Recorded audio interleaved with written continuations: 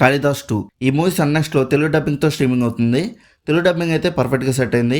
ఈ movie name వినగానే చాలా మందికి అన్నా అసలు పార్ట్ 1 ఎప్పుడు వచ్చింది, మేము చూడలేదు కదా, ఇప్పుడు పార్ట్ 2 చూస్తే అర్థమవుతుందా లేదా అని అడిగితే, యాక్చువల్లీ కాళిదాస్ 2019లో వచ్చిన ఒక తమిళ మూవీ.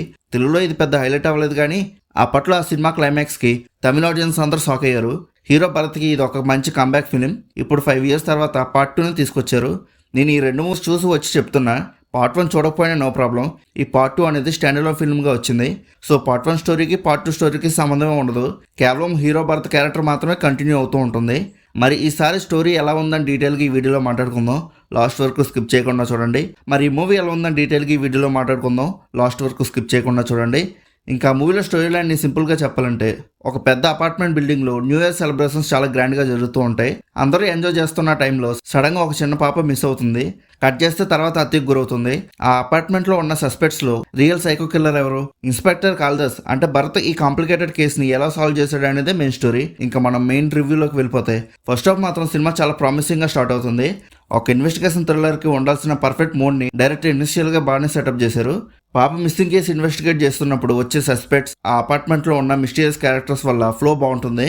ఇలా ఫస్ట్ హాఫ్ కంప్లీట్ అయ్యేసరికి సినిమా ఒక యావరేజ్ ఫీల్ ఇస్తుంది. సరే సెకండ్ హాఫ్ అయినా ఇంకా బాగుంటుందేమో అనుకుంటే, వన్స్ సెకండ్ హాఫ్ స్టార్ట్ అవగానే ఇన్వెస్టిగేషన్ చాలా స్లోగా వెళ్తూ ఉంటుంది. Unnecessary characters and sub plots వల్ల స్టోరీని చాలా సాగదీస్తున్నట్టుగా అనిపిస్తుంది.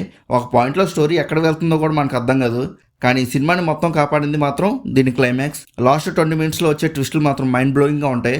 ఒకవేళ మీరు సెకండ్ హాఫ్ లాగ్ని భరించి క్లైమాక్స్ వరకు ఉంటే ఒక సాలిడ్ ప్లే ఆఫ్ ఎక్స్పెక్ట్ చేయొచ్చు. మామూలుగా కాదు, ట్విస్టుల మీద ట్విస్టులు పడుతూనే ఉంటాయి క్లైమాక్స్లో. ఇంకా ఈ మూవీ కేవలం థ్రిల్లర్ మాత్రమే కాదు, ఇందులో ఒక మంచి ఎమోషనల్ లేయర్ కూడా ఉంది. స్పెషల్లీ పేరెంటింగ్ గురించి. అంటే పిల్లల్ని పెంచడంలో పేరెంట్ చేసే చిన్న చిన్న మిస్టేక్స్ వల్ల పరిణామాలు ఎంత దారుణంగా ఉంటాయనే పాయింట్స్ని డైరెక్టర్ బాగా టచ్ చేశారు. ఇప్పుడు పెర్ఫార్మెన్సెస్ గురించి మాట్లాడుకుంటే, ఇన్స్పెక్టర్ కాళిదాస్గా భరత్ లుక్ అనేది ఫిట్గా ఉంది. కానీ తన క్యారెక్టర్లో పార్ట్ 1 రేంజ్ స్కోప్ అనేది ఈసారి లేదు. ఆయన కొద్దిగా సైలెంట్గా అనిపించారు. అండ్ క్లైమాక్స్లో సంగీత గారి పెర్ఫార్మెన్స్ సినిమాకి ఒక పెద్ద ప్లస్ పాయింట్ అని చెప్పొచ్చు. ప్రకాష్ రాజ్ గారు అండ్ కిషోర్ గారు ఉన్నా కూడా డైరెక్టర్ వీళ్ళని సరిగ్గా యూస్ చేసుకోలేదని నా ఫీలింగ్. జస్ట్ వచ్చి వెళ్ళే రోల్స్లా అనిపిస్తుంది అంతే. ఇంకా శాన్సియస్ బీజియం అయితే థ్రిల్లర్కి మంచి ఫీల్ ఇచ్చింది.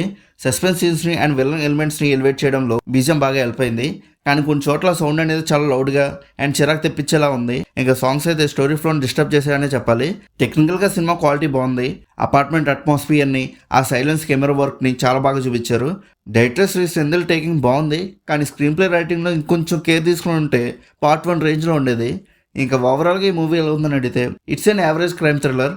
పార్ట్ 1 రేంజ్లో మ్యాజిక్ లేకపోయినా సంగీత గారి పెర్ఫార్మెన్స్ అండ్ క్లైమాక్స్ ట్విస్టుల కోసం ఒకసారి ట్రై చేయొచ్చు. ఇంకా ఈ సినిమాలో కొన్ని disturbance scenes and serious themes ఉన్నాయి. సో ఫ్యామిలీతో కలిసి చూసే మూవీ అయితే కాదు, సింగిల్గా చూడడానికి ట్రై చేయండి. ఒకవేళ మీరు ఆల్రెడీ మూవీ చూసుంటే మీకు ఎలా అనిపించిందో కింద ఉన్న కామెంట్ సెక్షన్లో చెప్పండి. అలానే movie updates and movie reviews కోసం మన సినీ మ్యాప్ ఛానల్ని సబ్స్క్రైబ్ చేసుకోండి.